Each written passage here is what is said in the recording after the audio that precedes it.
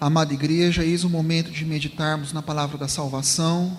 Para tanto, como fundamento para a nossa meditação dessa noite, eu gostaria de convidar os irmãos a abrirem suas Bíblias no Evangelho de João, capítulo 21, versículos de 1 a 14. Depois disso, tornou Jesus a manifestar-se aos discípulos junto ao mar de Tiberíades, e foi assim que ele se manifestou.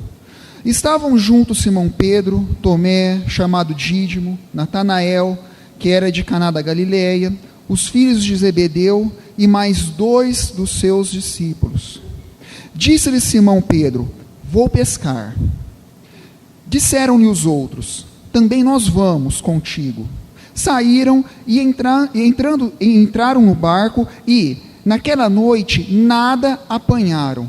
Mas, ao clarear da madrugada, estava Jesus na praia. Todavia, os discípulos não reconheceram que era ele. Perguntou-lhes Jesus: filhos, tendes aí alguma coisa de comer? Responderam-lhe: não. Então lhes disse: lançai a rede à direita do barco e achareis. Assim fizeram e já não podiam puxar a rede, tão grande era a quantidade de peixes. Aquele discípulo a quem Jesus amava, disse a Pedro: é o Senhor! Simão Pedro, ouvindo que era o Senhor, cingiu-se com a sua veste, porque se havia despido, e lançou-se ao mar. Mas os outros discípulos vieram no barquinho, puxando a rede com os peixes, porque não estavam distantes da terra, senão quase 200 côvados. Ao saltarem em terra, viram ali umas brasas e, em cima, peixes, e havia também pão. Disse-lhes Jesus: trazei alguns dos peixes que acabastes de apanhar. Simão Pedro entrou no barco e arrastou a rede para a terra, cheia de 153 grandes peixes. E, não obstante serem tantos, a rede não se rompeu. Disse-lhes Jesus: vinde, comei. Nenhum dos discípulos ousava perguntar-lhe: quem és tu? Porque sabiam que era o Senhor. Veio Jesus, tomou o pão e lhes deu, e, de igual modo, o peixe. E já era essa a terceira vez que Jesus se manifestava aos discípulos, depois de ressuscitado dentre os mortos. Vamos orar mais uma vez, meus queridos? Pai amado, Pai querido, é no nome santo de Jesus Cristo que nós estamos aqui reunidos, Senhor, agora nesse instante para meditarmos nas Suas santas Escrituras, na Sua santa palavra, Senhor. Por favor, Pai, traga a nós o sentido verdadeiro do texto aqui, esse texto que fala de esperança, esse texto que fala de renovação das nossas forças, através da pessoa de Jesus Cristo, que não está morto, mas que morreu, mas ressuscitou ao terceiro dia. E esse texto aqui nos traz a prova verdadeira, definitiva, de que Jesus Cristo é nosso Deus ressurreto, e que está vivo até o dia de hoje e por toda a eternidade. E é nessa certeza que nós oramos agradecidos, na esperança que seremos edificados através da Tua palavra nessa noite. Amém, Senhor. Amém. Esse texto que nós acabamos de ler aqui no Evangelho de João, ele trata da terceira aparição de Jesus Cristo ressurreto aos apóstolos, aos seus discípulos. A primeira delas tinha sido no domingo, no dia da ressurreição. Jesus Cristo apareceu aos discípulos, os discípulos estavam reunidos em uma casa com as portas fechadas, com medo da perseguição dos judeus, e eis que Jesus aparece perante eles e diz: paz esteja convosco, e mostra para eles as chagas, os sinais nas mãos e no lado, e os discípulos muito se alegraram. Tomé nessa ocasião não estava com eles.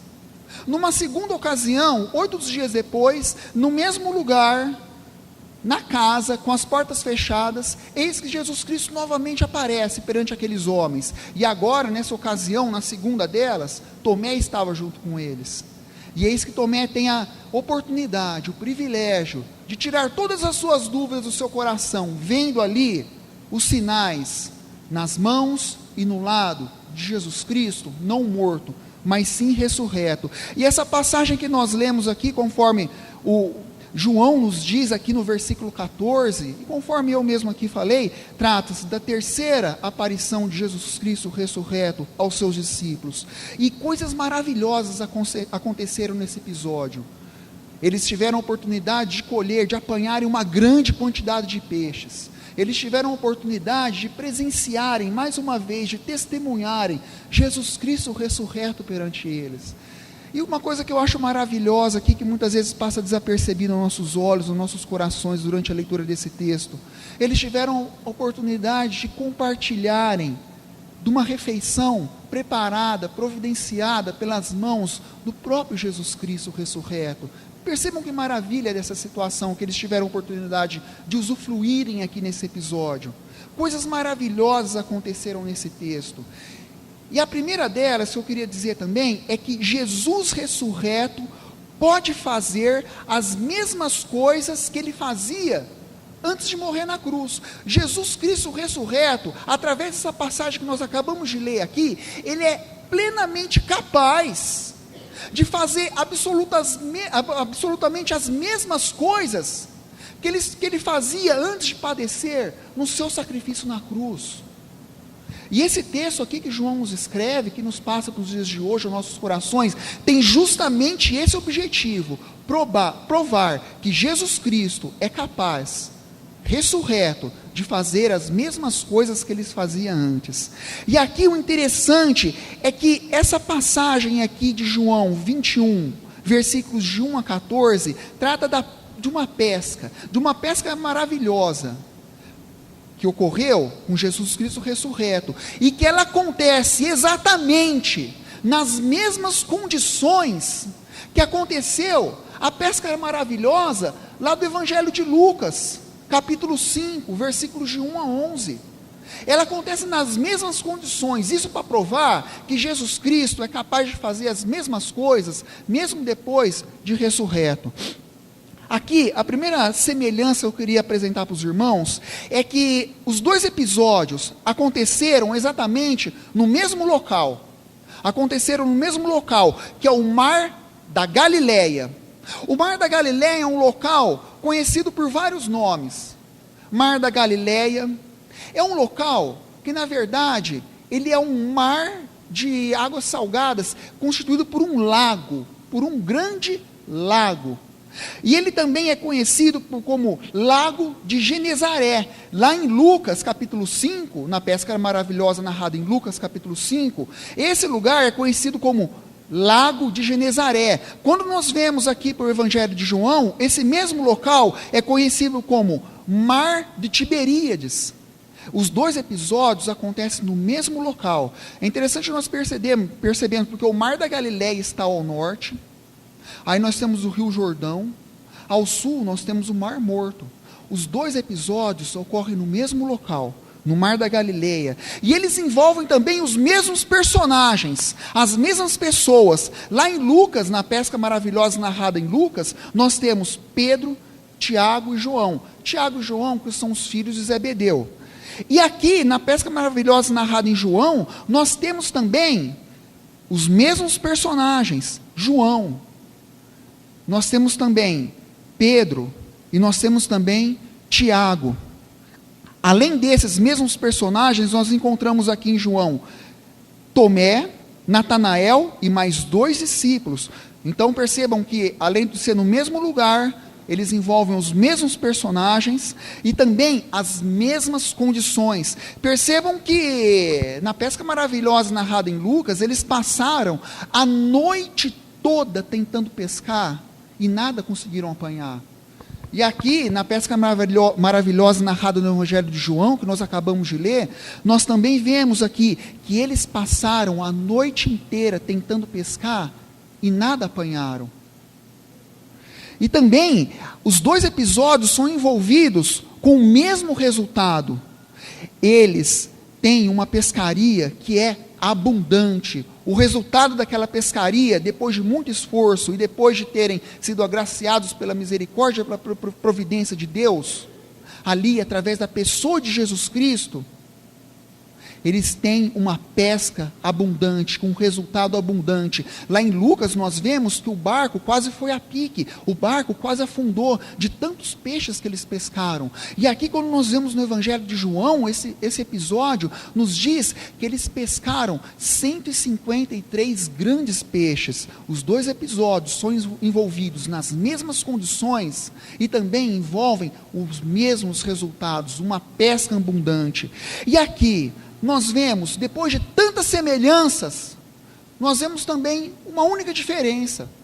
E essa diferença, ela é muito clara, ela é cristalina aqui aos nossos olhos. Lá, na pesca maravilhosa, ocorrida no Evangelho de Lucas, nós vemos uma manifestação da graça de Deus, através de Jesus Cristo, antes de Jesus Cristo morrer na cruz. Aqui, na pesca maravilhosa, narrada no Evangelho de João, que nós acabamos de ler, nós vemos Jesus Cristo dando sua providência num corpo ressurreto. Isso, João, o apóstolo João, que escreveu esse texto, tem a nos passar como objetivo duas coisas: que Jesus Cristo realmente ressuscitou. Isto aqui é a prova cabal, derradeira, verdadeira, que Jesus Cristo realmente ressuscitou. E também ele tem o objetivo de provar que Jesus Cristo, ressurreto, é capaz de fazer absolutamente as mesmas coisas que ele era capaz de fazer antes de padecer e morrer na sua morte na cruz. Meus irmãos, hoje nós usufruímos do louvor, da adoração, de um Deus que não está morto, mas um Deus que está vivo, que pulsa, que tem um coração, que pulsa, que lateja, que bate, que intercede a nosso favor, que hoje está com um corpo vivo, verdadeiro, assim como ele se manifestou aqui perante os seus discípulos nesse episódio que nós lemos. Hoje, não mais com o seu corpo no meio de nós, mas ao lado de Deus Pai Todo-Poderoso, mas ele se encontra no nosso meio através da intercessão e da proteção do Espírito Santo de Deus. Mas a implicação disso para os nossos dias é justamente essa: nós não louvamos, nós não adoramos, nós não oramos perante um Deus morto, mas sim um Deus vivo e verdadeiro, que não foi criado, que não foi elaborado, que não foi imaginado por fábulas desenvolvidas pela imaginação humana, esculpido, moldado pelas mãos humanas em formas de escultura de imagem. Não, nós louvamos a um Deus que é verdadeiro, é vivo, que tem corpo, intercede por nós, através do Espírito Santo de Deus. Mas existe um outro ensinamento que eu queria compartilhar com os irmãos essa noite. Jesus ressurreto confirma a vocação dos discípulos. Jesus ressurreto confirma a vocação dos discípulos. Os irmãos percebam que no esporte, principalmente no futebol, por exemplo, quando um jogador de futebol quer se aposentar, quer largar a carreira, existe uma gíria no futebol que diz assim: agora ele vai pendurar as chuteiras. O pessoal que gosta de esportes de luta, quando um lutador quer se aposentar, quer parar de lutar, ele fala o seguinte: hoje eu vou jogar a toalha. Quando ele está lá no ringue, que ele não aguenta mais lutar, ele diz assim: agora joga a toalha, vou jogar a toalha. E que Pedro faz aqui, nesse texto, ele faz absolutamente a mesma coisa. Quando nós vemos aqui, no versículo 3, Pedro diz assim: disse-lhe Simão Pedro, vou pescar. Disse-lhe Simão Pedro, vou pescar. Quando ele diz isso aqui, Simão Pedro, ele não está querendo simplesmente dizer que naquele instante, ele vai, naquele momento, deixar os seus irmãos ali, entrar no barco e pescar e voltar e servir a Deus. Não. O que Pedro está querendo dizer, através dessa frase, vou pescar, é que ele estava querendo voltar à sua antiga ocupação. Ele estava querendo voltar à sua antiga profissão. Ele estava querendo abandonar o seu ministério, o ministério apostólico, o ministério da palavra, confiado a ele, através das mãos do próprio Jesus Cristo, para voltar àquilo que ele fazia antigamente. Ele estava querendo aqui nesse instante, diante de tantas desilusões, diante de tanto sofrimento que eles presenciavam nesse momento de tanta dificuldade, ele estava querendo jogar a toalha, ele estava querendo pendurar a chuteira. Vou pescar.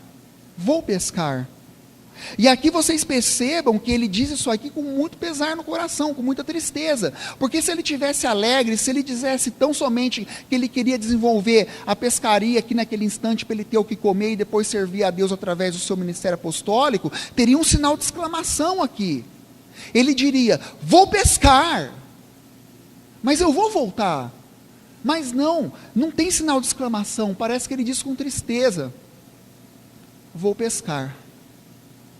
Porque não me resta mais nada para acreditar.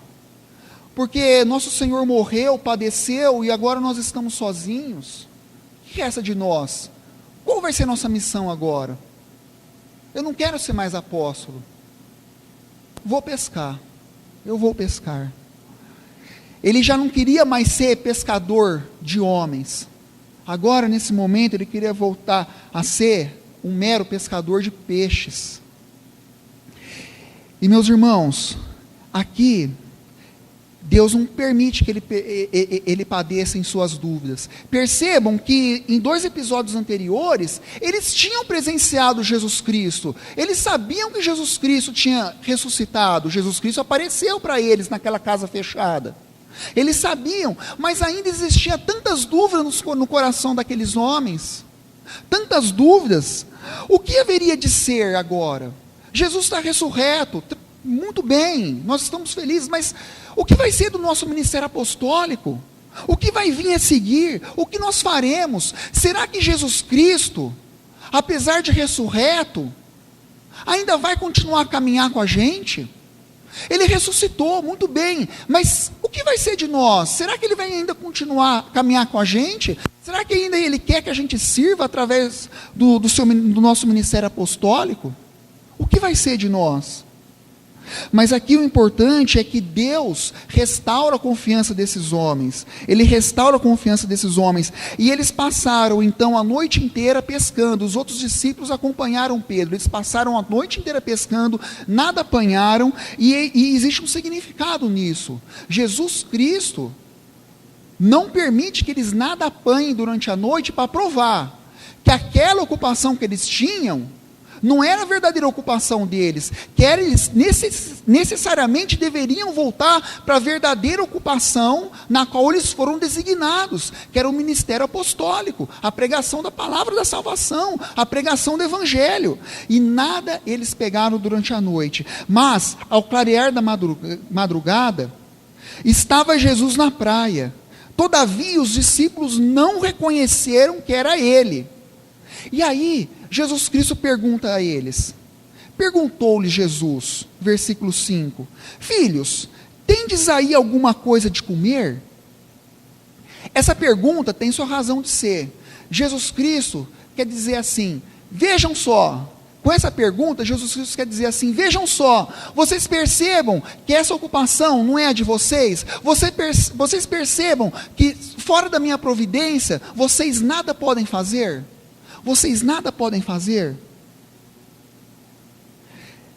E aqui seguindo o texto, responderam-lhe os discípulos então: não, nós não pegamos nada apanhamos. Então lhes disse: lançai a rede à direita do barco e achareis. Assim fizeram e já não podiam puxar a rede, tão grande era a quantidade de peixes. E aqui eu convido os irmãos a tecerem comigo a seguinte meditação. Aqueles homens eram homens experientes na arte da pescaria.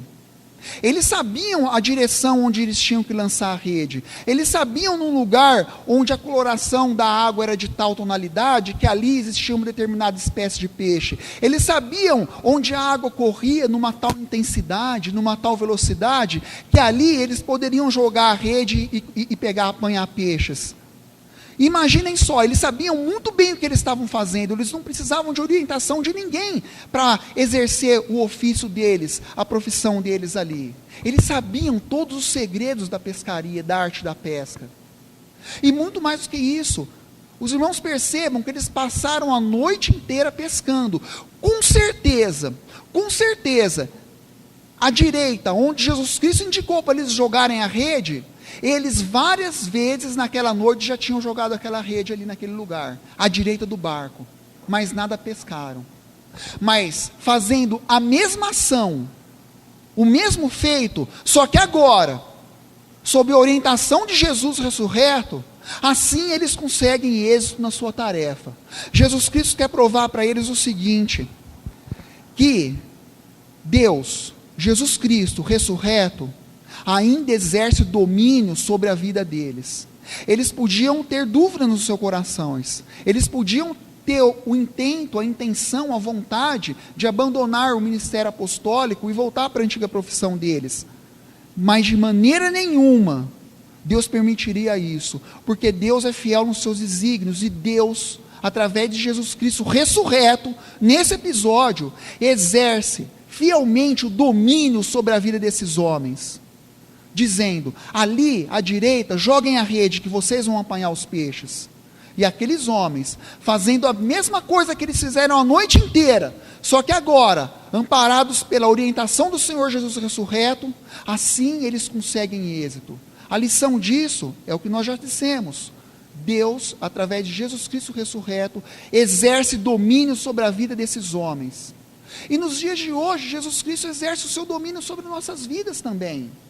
Nós estamos aqui hoje louvando ao nosso Deus, ao nosso Salvador Jesus Cristo, porque Deus exerce o seu domínio sobre as nossas vidas.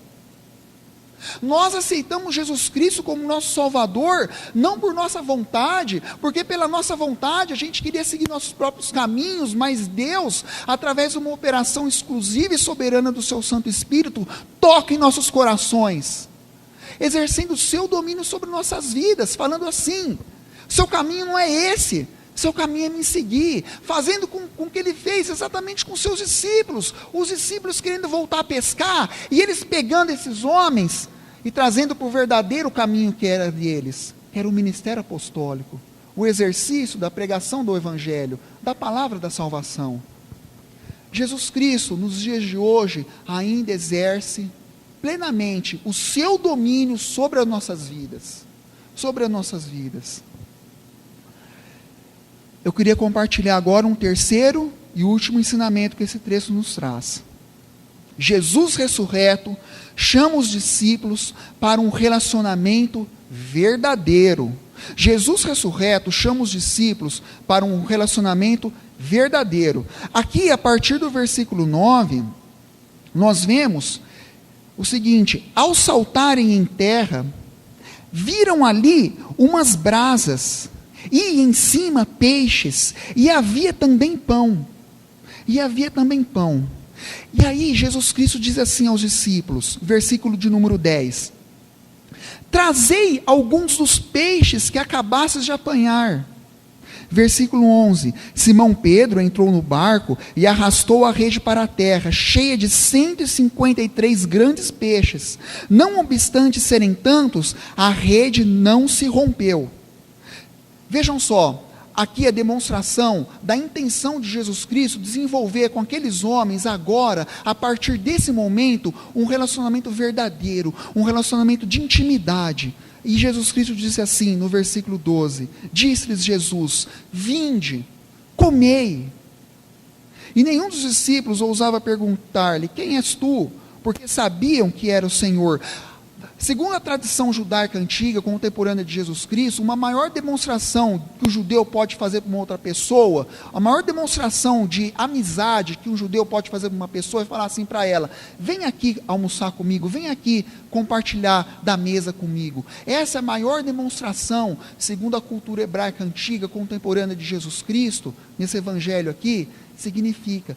O judeu, quando chama uma pessoa para compartilhar da mesa, ele está querendo dizer, você é um dos meus melhores amigos, eu tenho prazer em te receber aqui na minha comunhão, vem para cá, vamos partilhar um momento de amizades, vamos ser íntimos.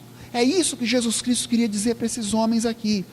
E era a hora necessária, a hora propícia, a hora verdadeira que Jesus Cristo precisava desenvolver, depois da ressurreição, um relacionamento verdadeiro, um relacionamento de carne e osso, um relacionamento de contato com aqueles homens.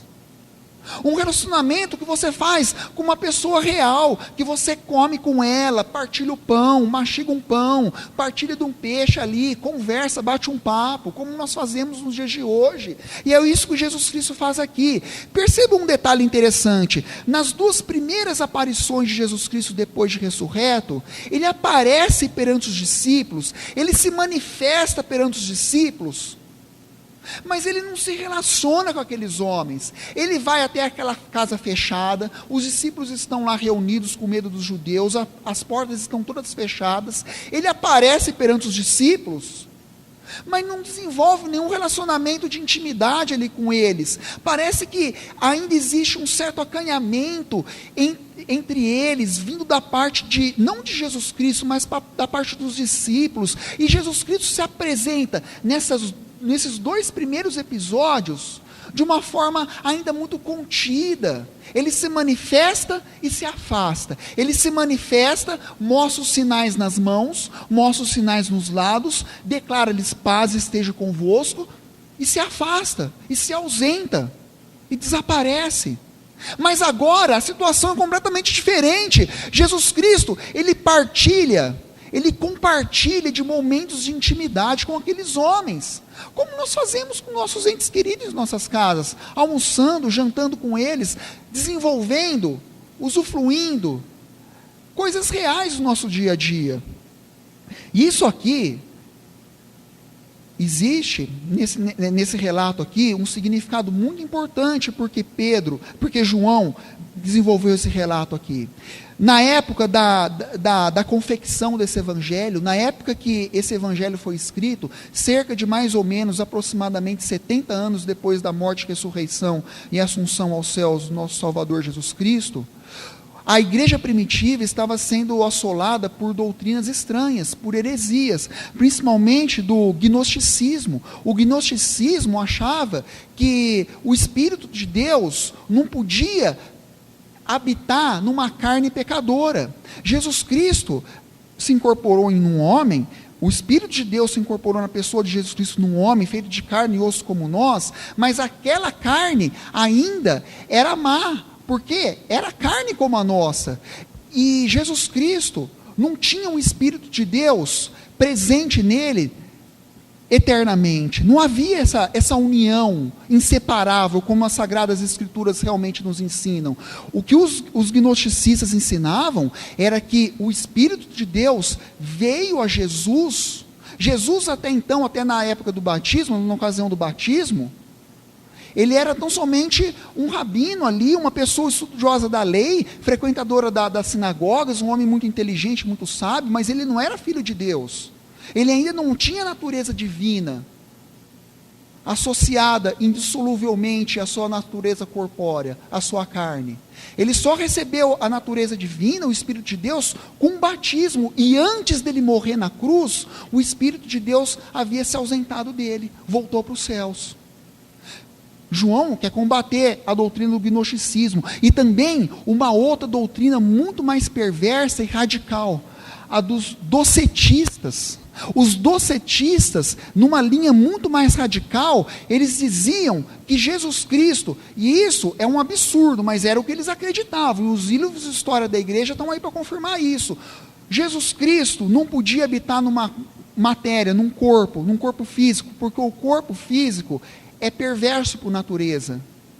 Então, Jesus Cristo simplesmente não tinha corpo. Jesus Cristo, aquilo que os apóstolos viam, não era um corpo, era meramente um espectro, um fantasma.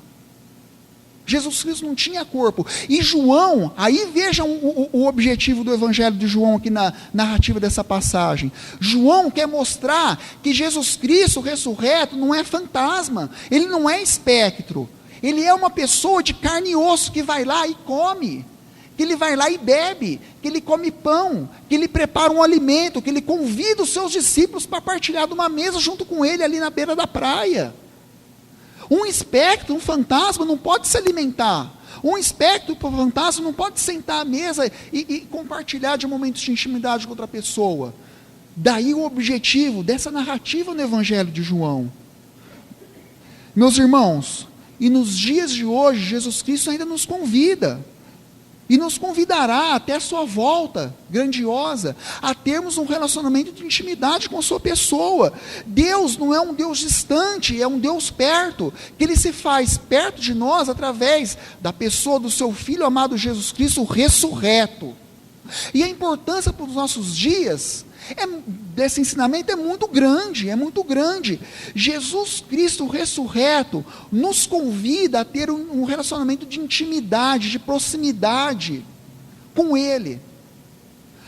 Meus irmãos, no mundo pautado, marcado nos dias de hoje por relacionamentos virtuais, que as pessoas privilegiam mais pessoas que estão distantes do que pessoas que estão perto, no mundo onde através das redes sociais, das mídias cibernéticas, eletrônicas, as pessoas conhecem pessoas lá na China, mas não conhecem as pessoas que moram do seu lado, a pessoa que mora do lado no apartamento dela, a pessoa que mora do lado da casa dela, que não conhece seu vizinho. No mundo pautado pelo distanciamento dos relacionamentos, um relacionamento que você tem de intimidade com o teu irmão, um relacionamento que você tem de intimidade com Jesus Cristo ressurreto, tem toda a importância, Jesus Cristo não te chama para ter um relacionamento distante com Ele. Jesus Cristo te chama para ter um relacionamento próximo, perto, de intimidade. Ele fez isso com seus discípulos, e Ele faz isso nos dias de hoje, nos chamando para estar mais perto dEle, mais perto do que nunca. Queridos, são esses os 3 ensinamentos que eu queria compartilhar na noite de hoje. Jesus Cristo ressurreto pode fazer as mesmas coisas que Ele fazia antes de padecer e morrer na cruz. Ele também confirma a vocação dos discípulos e confirma a nossa vocação. E Ele também nos chama para ter um relacionamento verdadeiro com a sua pessoa. E que essa seja a esperança que alimente os nossos corações. Amém? Amém.